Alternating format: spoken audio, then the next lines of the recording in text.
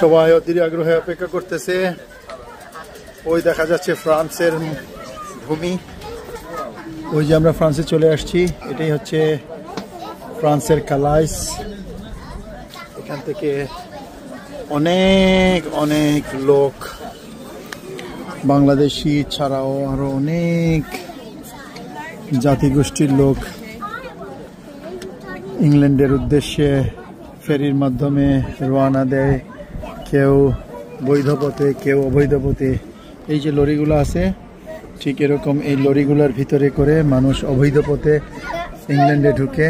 আর এই হচ্ছে সেই ফেরিঘাট, ফ্রান্সের সাইড থেকে এটা হচ্ছে সেই ফেরিঘাট। এবং অনেক সময় বর্ডার এজেন্সিতে ধরা খায়, বর্ডারের লোকজনের সামনে ধরা খায়,